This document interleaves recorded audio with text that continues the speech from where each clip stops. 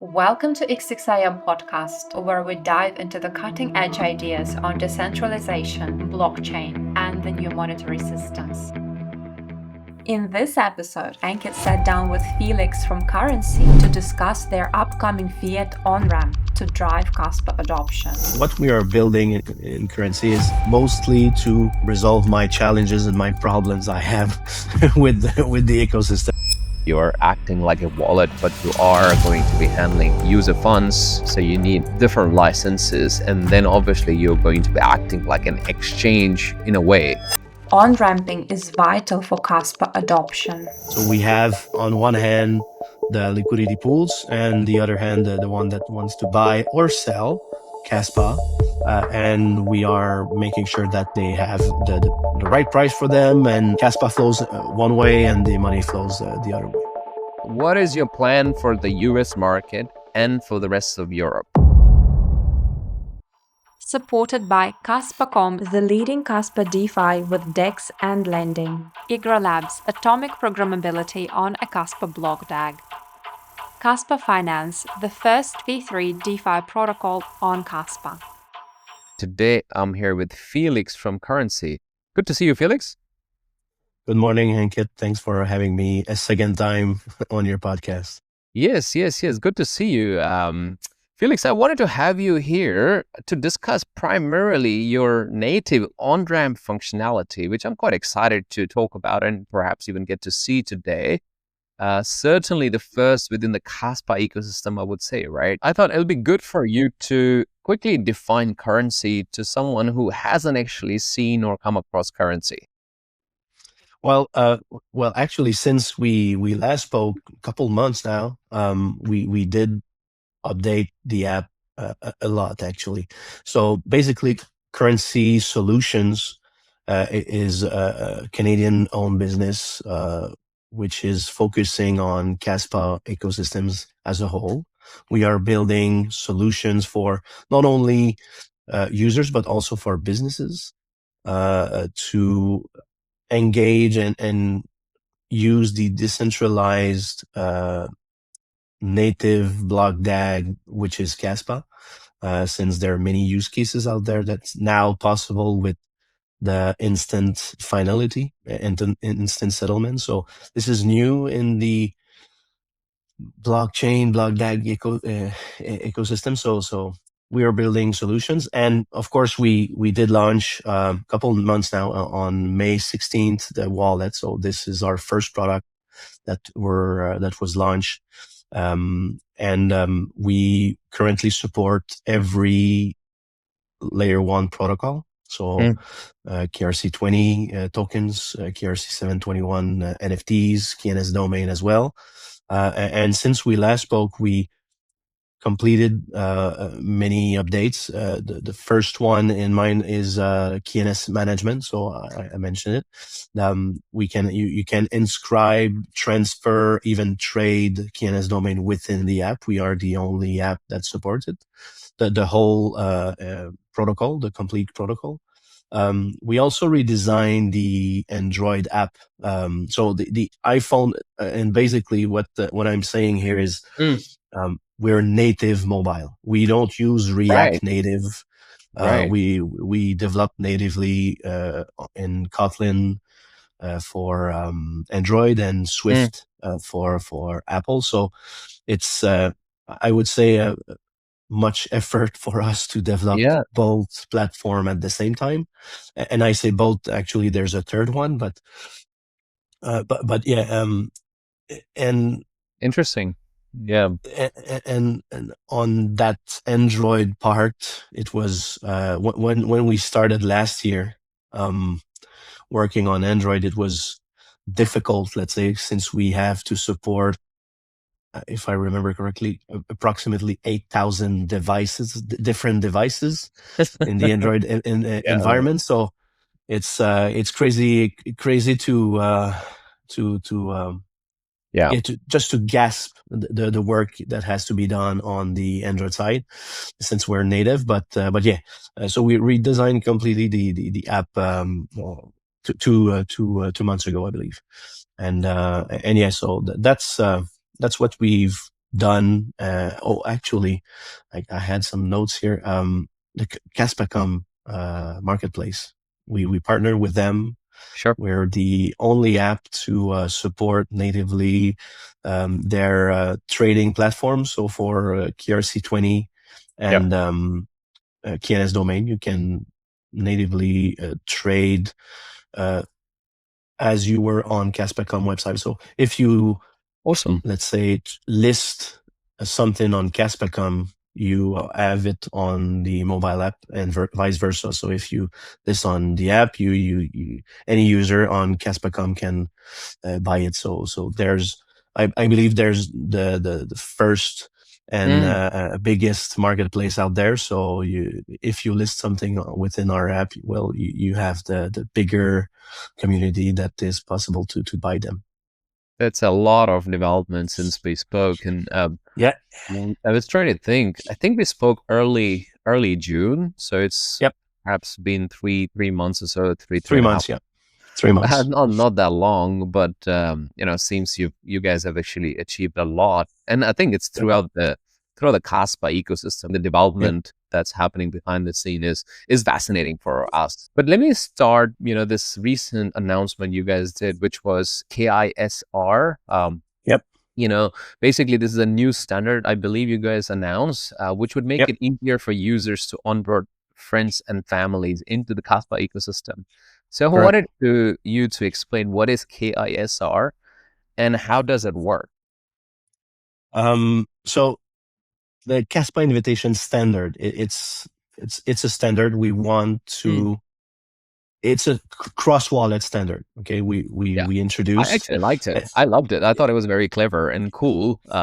But I think it's good to hear from yourself, and perhaps we can have a little bit of discussion on this. Actually, it's my personal baby, this one. Oh, really? Since day one, I always had again, what we are building in Kurncy is mostly to resolve my challenges and my problems I have with the ecosystems, So again, when you speak to a friend or a family member that don't have any crypto, or especially Kaspa, you want to share some with them, and the current and only possible way right now, and the easiest way right now was actually to create a wallet for him or her, add some funds to it, and then share the private keys, share the seeds, and here you go, you have your own Kaspa wallet right now. But the trust factor on that have to be really high. I mean, no one knows these things unless you've spent a little bit of time, right? Like, why do I need seed? What is a private key? What is these numbers, right? Why do I need to save? So I completely agree with you. I think within the crypto ecosystem, we seem to think everyone knows this, but man. Exactly. So the Kaspa standard we worked on is firstly a permissionless. It had to be permissionless. So meaning that you don't need to share any third party. No third party is involved on that. On that hand, just to make sure that it could be implemented on any wallet out there without relying on our API or any other specifics. So yeah, that was the challenge, and we managed to do it completely on chain. And yeah, so basically it might be complicated, but I'll try to simplify, let's say, the process. Okay, so when you invite someone through the KISS standard right now, you have to create from your wallet, from a wallet that has fund. You have to create the invitation, which creates and generate a UTXO. So UTXO, it's a non-spent transaction that could be used further down the road. And from that UTXO, we use the same wallet has to pre-sign it and encrypt every information required to broadcast the transaction later. and that's what is sent to the redeemer. So the redeemer can use that specific UTXO to redeem the exact fund that you provided. Right. So it's preemptively you're creating UTXO essentially without needing to have the QR from the recipient, right? Typically that's what happens, right? Correct. Yeah. That is very, very cool. As I said, I really liked it. Concept seems easy enough, but end of the day, to redeem, the users still have to download the wallet and go through the whole process still, right? It doesn't eliminate those processes, right? Correct. And the process, as I mentioned, how it worked before the KISS standard, is you had to share private keys and seeds for him to use or not redeem, but to have the fund. Now, on any wallet that will implement it, you have, of course, you have to download the app, an app, a wallet. You have to own a wallet. Once you open the app, some uses logins, some don't use logins. You only create a wallet from there.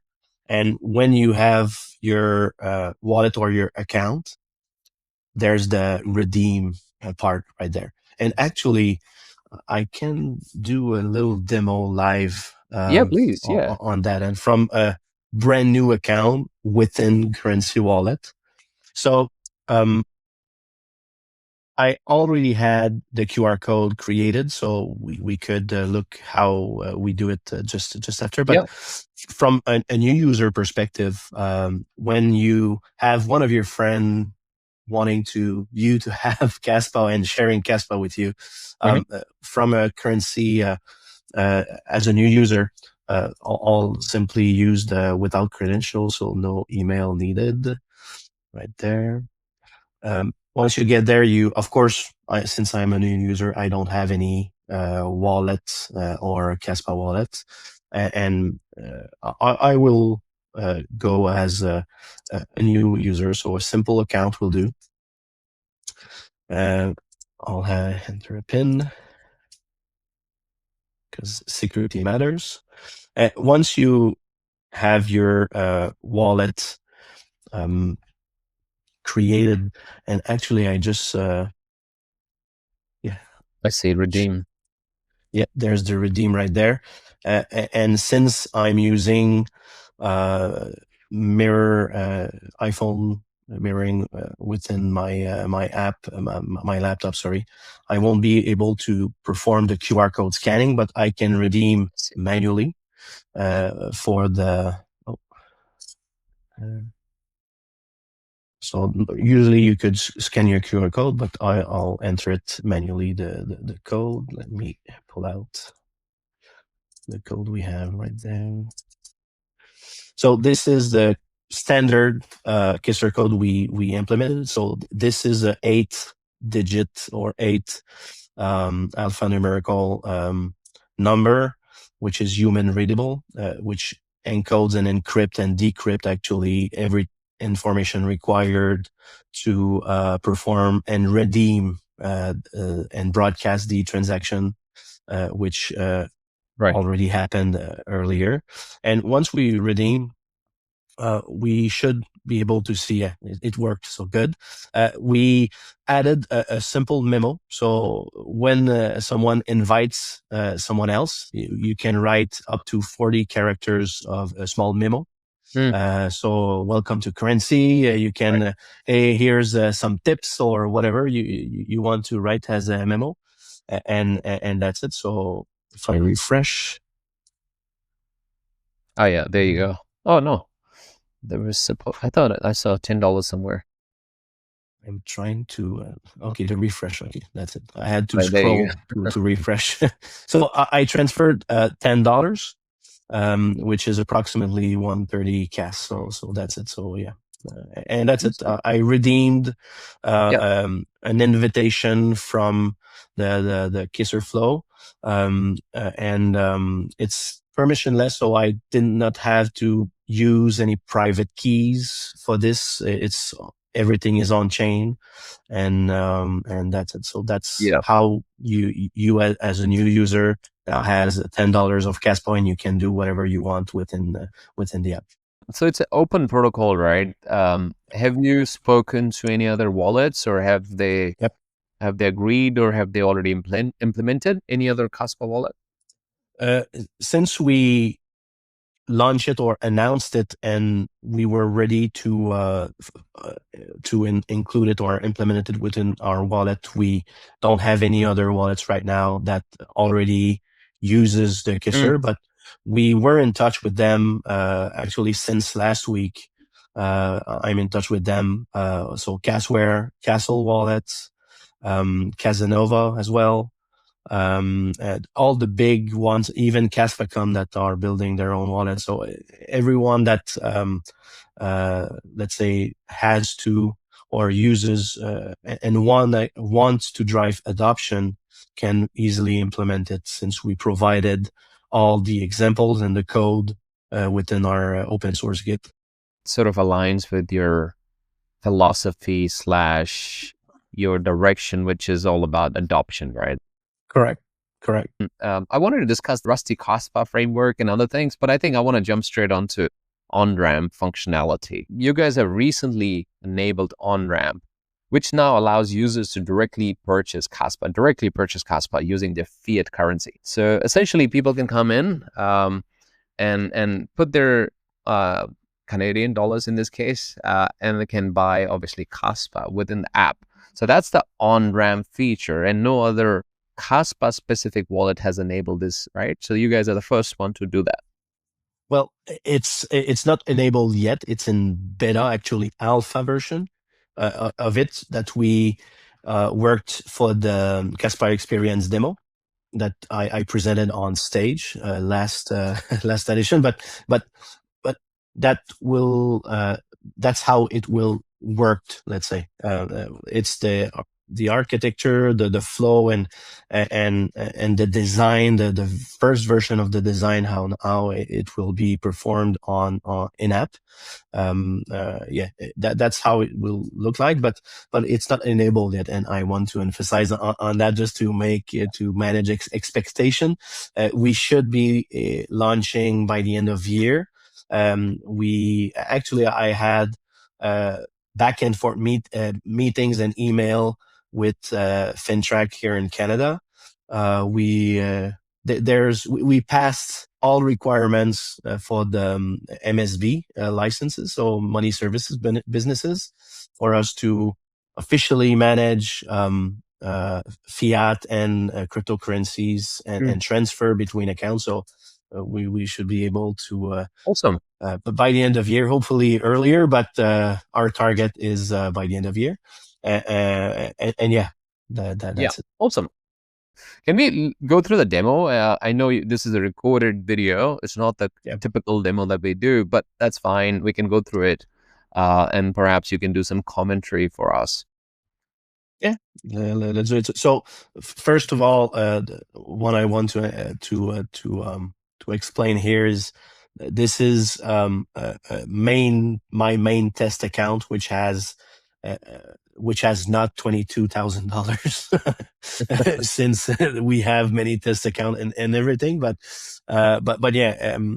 we from there you'll have a way. There's no let's say the entry point to access the Interac feature or the on-ramp feature is not decided yet, but right now at the top you can see there's two options which are not available right now, only to me and a few others that are testing the alpha and everything. Don't mind the scan 10 gem card. This is not a feature that will be released for now, since we need a 10 gem permission to use their technology for commercial use. I'm using it for my personal use, but we cannot for now. We can handle 10 gem card within the app natively. So, and the RBC Interact, which actually is the Interact API we are using from a bank here in Canada, which is Royal Bank of Canada, RBC. RBC. That's the partner we uses for fiat transfer from a bank to bank account. So Interac is part of Interac. RBC. I thought they were independent provider. They are independent. Okay, but they're enabled with RBC essentially. So only RBC works with them, is it?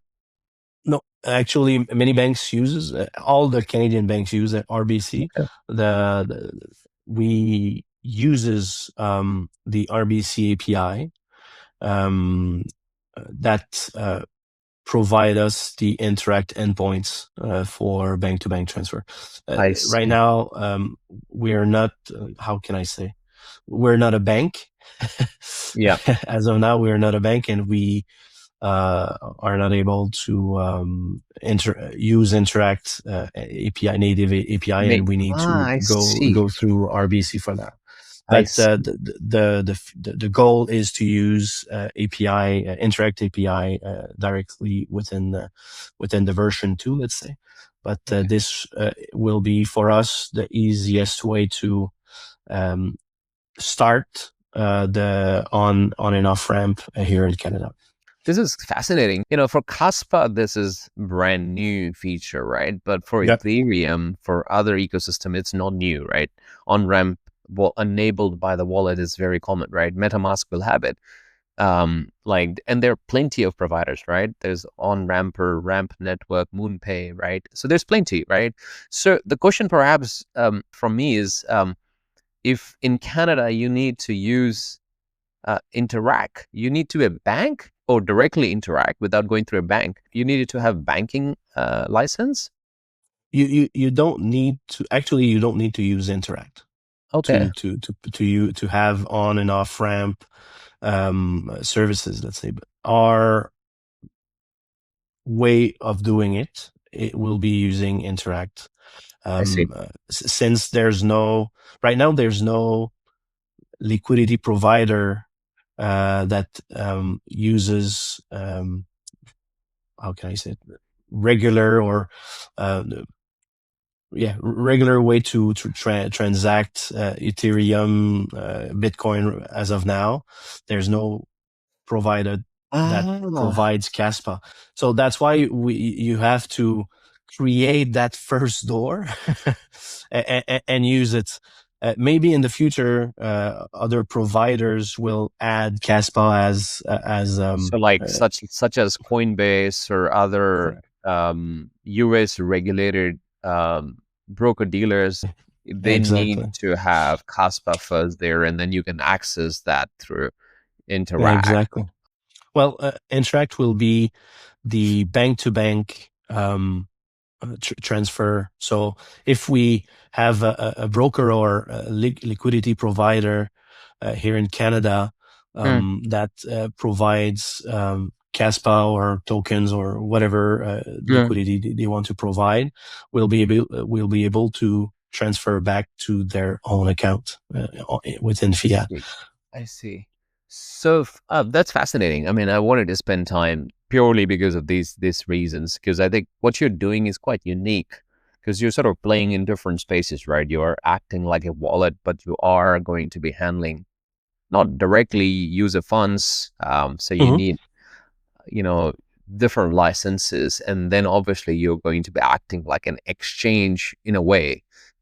In a way, right? Not necessarily. And then back to the wallet because of non-custodial nature of currency. It's quite fascinating to see how you're sort of trying to get around those four things.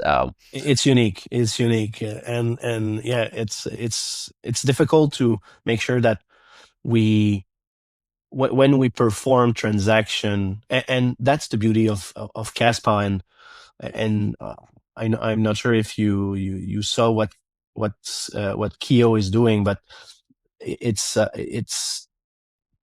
Kaspa enables that actually, or fixes it, as you can see on social media. Since it's instant settlement, you can confirm that the transaction has happened pretty quickly, and that means that we can perform the bank transfer immediately. And if we were on other chain or other blockchain or anything, you would have to wait for that confirmation, and that means that there's an interruption, let's say, or you have to fetch data, and that's not good. And that's why we could do it like we are planning to do within Kurncy ecosystems and partners and wallet and everything. We can live from a live perspective, from a bank to bank transfer. We can add it, add a step, or not add a step, but add the Kaspa blockDAG within and confirm the transaction, vice versa. So yeah, I think the point perhaps you're highlighting is the Swift banking system, perhaps how it's mostly messaging system, and then there is no such thing as settlement because it's a global settlement. It's not bank to bank settlement. Yeah, there's a lot of specific banking functionality which you're saying Kaspa fixes it because of instant settlement, essentially. So if I hit play, so from there I'm going into the RBC bank, RBC Interac. Sorry, this is the deposit view. We have a lot of information right there. We will have to, or actually the user will have to select or input the specific amount they want to add in or buy in Kaspa. Right now, since we are in Canada only, or the Interac will be for Canadians, if you are using preferred currency like I am in USD, when I input, let's say, I believe it's 100 USD I'm inputting, it's automatically change the exchange rate, the live exchange, which is 138 Canadian dollars. And at that time, which was September 13, I believe, on the Kaspa Experience event, it was equivalent to more than 1,000 Kaspa. That from 100 US equals 1,093 Kaspa that will be transferred to my account. Right. So it's a bit more than that. Obviously. Kaspa now it's a bit more than Kaspa prices dropped a little bit, I think, since then, perhaps. But exactly. So that's why you can get more. But where are you getting the prices from? So what live data feed you're using for the pricing? So the exchange rate is the API, the enterprise API we are using for the exchange rate. And the CAS rate right now is used from CoinMarketCap. So we fetch data from CoinMarketCap for the Kaspa price. Since we are using their services for the market view within the app. Yeah. And they have a free API service, right, for certain calls, and then it ramps up, I think. Yeah, we are using the enterprise version since we are providing historical data and everything within our view for users. But yeah, there's I believe a starter pack. Yeah, they're good. They're good. We've looked at actually ourselves for some products we were looking to build. So now I like CoinMarketCap APIs. All right. So the exchange rate comes from some bank perhaps, and then Kaspa is coming from CoinMarketCap. All right. So for now, hopefully the oracles that Idiot is working on would be providing us the right price. Yeah, I think it's not a big issue for wallet-like service, but for lending, where you're lending, hundreds of thousands of dollars, and you can have liquidation. Here, all you're gonna do is end up giving a user a bad rate, but there's no liquidation risk, right? So I think in that sense, what you're doing is perhaps fine. But yeah, I think oracles will be great if once we have them. Yeah. From there, we did not change it during the demo, but there's the destination wallet to which the deposit will be done. So right now, within the app, there's a default wallet that is selected for default usage. So it's selected my default wallet at that time, which was named NFT widget, which is a function we have within the app. But yeah, so the CAS amount will be deposited to the default wallet if you don't change it, which right now is for the demo is the NFT widget wallet. Cool. And if I hit play, once we get there, so there's a price lock, for 5 minutes. Since you have to, with the Interac system, since you as a user have to send money to an email address, and we confirm that we received the amount, in that case 138.44, and then once we confirm that, you receive within second your Kaspa amount that you ordered. So we have a price lock for 5 minutes, so it gives you 5 minutes to perform the transaction. It takes 30 second maximum, but we Sure. implemented the price lock just to make sure that if everything goes south, you have the price you ordered. Some certainty that you are not going to be seeing a different amount show up on your wallet than what you saw or what was promised to you. Yeah, exactly. So, and here we can see all the details of the, let's say, order. So the 138 Canadian, again, provide you 1,093. The spot price is marked down right there. The fee as well. So the platform fee, which is the currency fee that will be implemented. Right now it's 2% of fee. That's what we will be working on. There's the detailed destination wallet. So the current balance is 800 to CAS. And after the deposit, you'll have a new balance of 1,800. right. And you have a cool green bar where you see how much new Kaspa you'll own. And of course the recipients. So you'll have to send 138.44 to kaspa.interact@kurncy.com, which is commonly used here in Canada. So maybe the non-Canadian that will listen and watch the podcast won't be understanding, but you can look on the web how it works. But you send money to an email address or a phone number, a mobile phone. Right now we will be using email since that's how we implemented it. So what does this email do? Is it like the messaging system essentially? Correct. So the Interact functionality, either a mobile phone or email, how we programmed it. When we receive an email, we automatically checked our funds and auto deposit it, and that's when we release the CAS to the user that bought it. So in case someone mistakenly changes the email, then the funds will not be released. Correct. Yeah. So be careful in case you're playing. That's why there's a copy right there.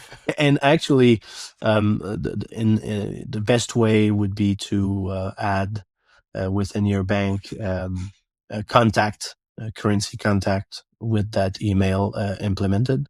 So you won't have to always copy and paste the email. You only open your bank account, and actually that's where we are going right after that page. So hitting open my bank, my bank app, it opens up all the, let's say, I believe it's the 10 major banks in Canada.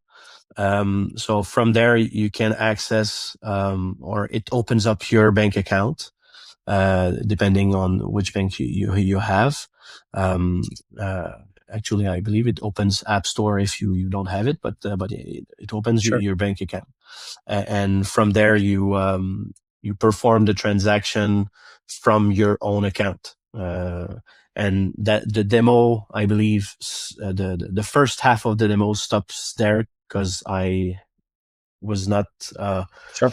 I was not sharing my screen when I was performing within my bank account. So you saw Yep. it took about 30 seconds for me Mhm. to perform the action within my bank. Yep. And at the bottom, I'm not sure if you can see it done. Very tiny, but yes, I can see Okay. still.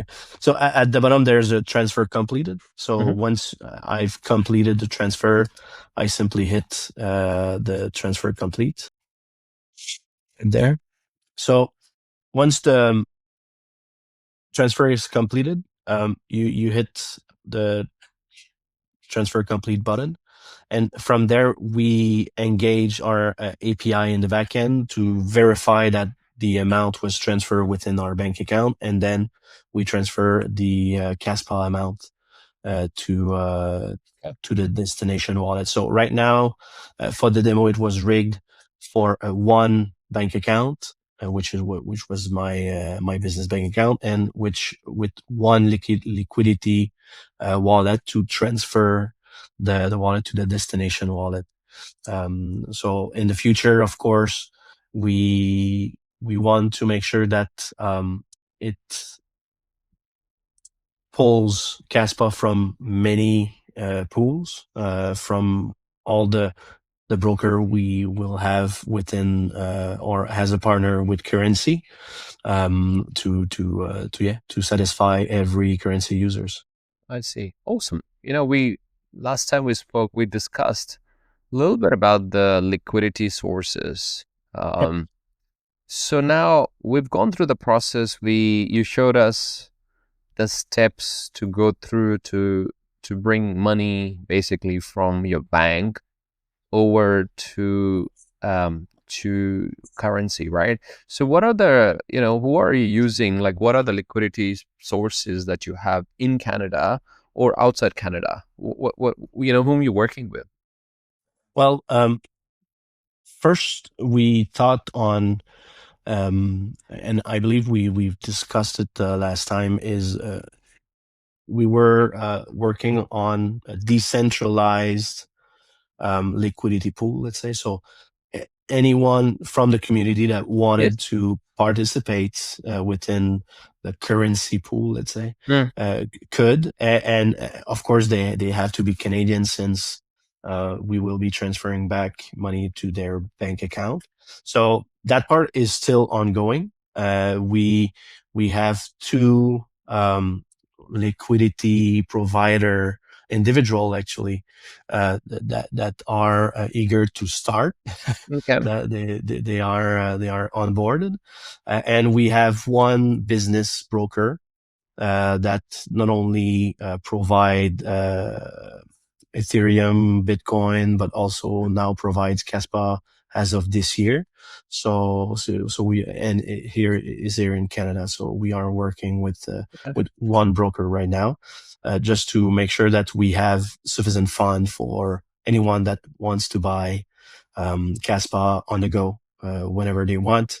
And of course, our solution is basically a pipeline, So we have on one hand the liquidity pools, and the other hand the one that wants to buy or sell Kaspa, and we are making sure that they have the right price for them, and the Kaspa flows one way and the money flows the other way. Yeah. The first one is the pre-funded pools. I think we briefly talked about it. We didn't go into details about how it would work. So you've said there are two individuals that you are potentially looking to be working with them. Yeah. And so how does that work with these sort of pre-funded pools? I mean, that's a pretty unique mechanism. It's almost like your AMM style DEX, but instead of a DEX, it's more pools that are, it's, you know, a pot of money or pot of Kaspa that's sitting there, right? That people are happy to sell and buy back from you and to you, basically. Well, actually, the main objective is this will be transparent for the user. So when you will be on the platform, as I've just demoed, you won't see what's happening in the backend. You want to buy Kaspa, you will be buying Kaspa, the amount you want, and for the price, for the right price. Okay, it's everything will be happening in the backend. If there's enough fund for or if it's a big amount, and this will be part of our business solution, which is Kurncy Partner. So if anyone wants to be a part of the liquidity pool, they will have to create their Kurncy Partner account, and from within that solution, they will set an amount, a maximum amount they want to sell per day, or buy, or whatever, and that's how it will be working from a partner perspective, or a pool broker perspective, let's say. It's getting in a very interesting territory, right? Because it is, as I said, broker-dealer relationship, right? Because you're sort of acting like a dealer slash broker, though it's got a technical meaning in finance, a very specific meaning. But all right, so how would it? I mean, that's actually quite unique, and again, I'm quite intrigued and quite, I guess, quite excited to see how it actually would work. You know, what about the slippages? What about the rates? Like, how would this pre-funded pools work? Well,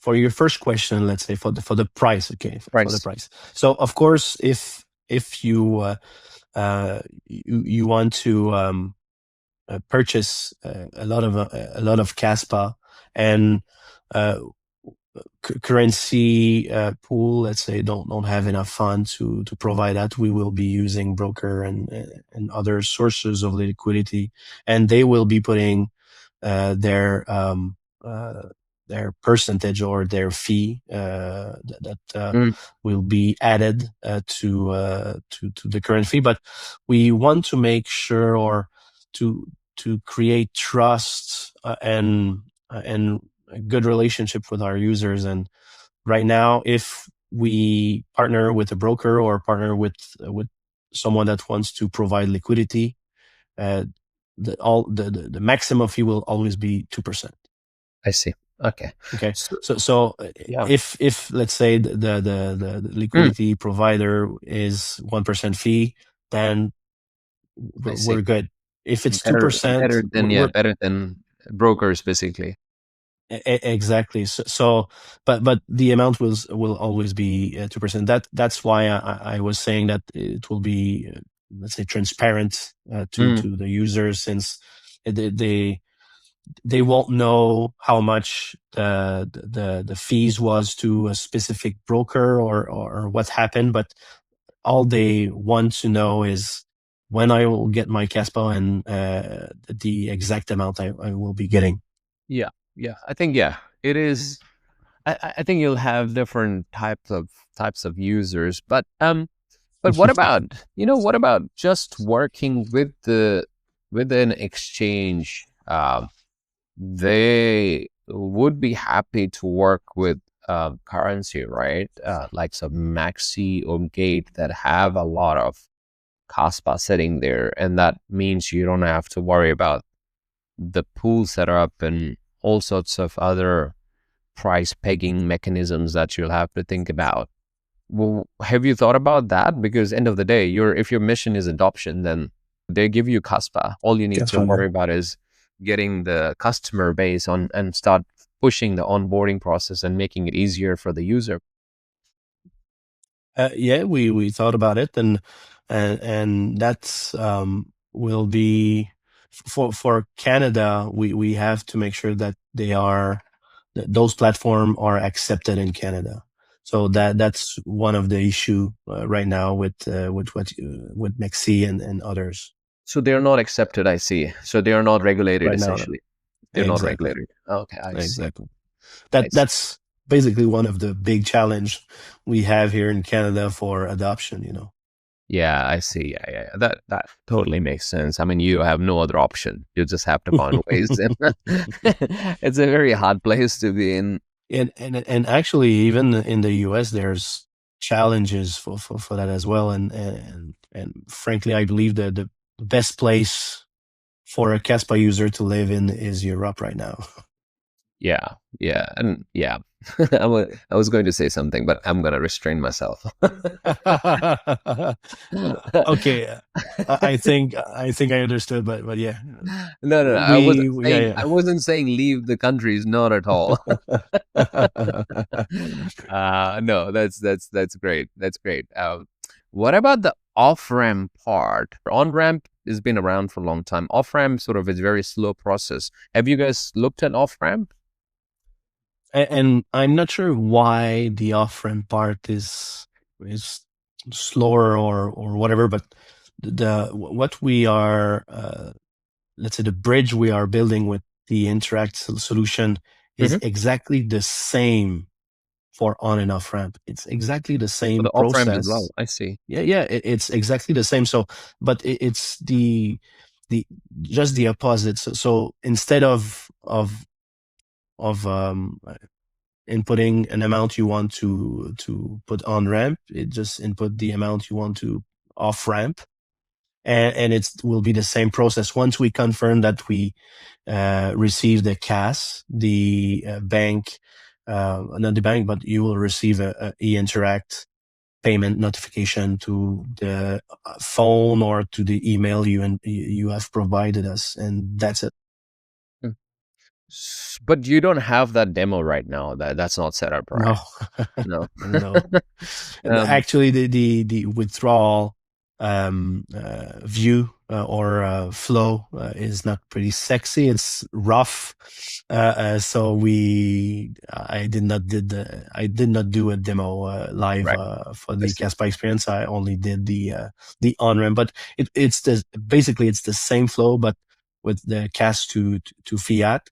And once I could say it even simpler, since the flow, it's once you confirm the amount, and within the same page right away we confirm that we receive the funds, since it's instant settlement. And as long as you provided us the phone number or the email, you will receive within your phone the notification that you received text messages that you can deposit the fund. That's it. So the withdrawal is even simpler and quicker from a user perspective.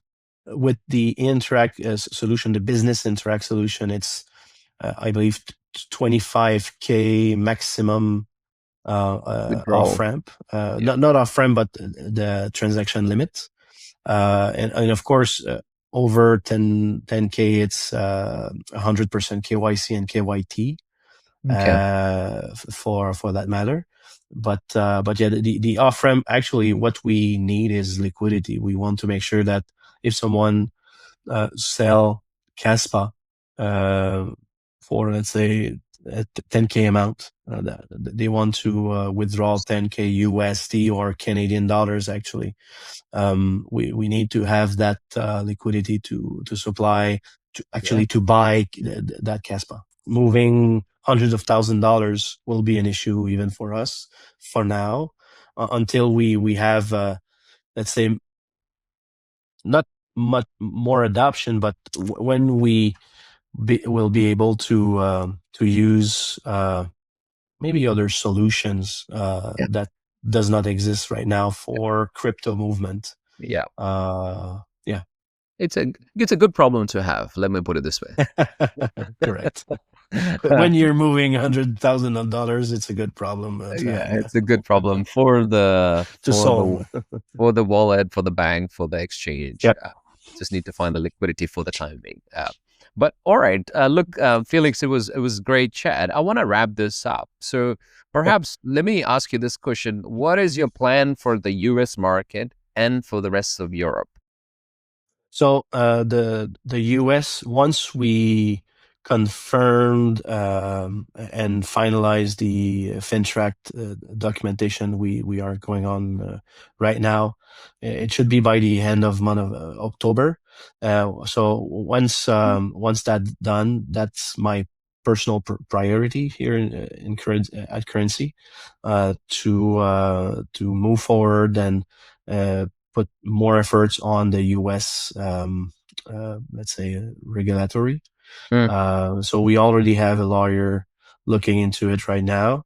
There's many steps to complete, and hopefully by the end of year we will be able to launch the Canadian services within our wallet, and in parallel working on the US regulatory for us to launch something in Q1 or Q2 next year for the US.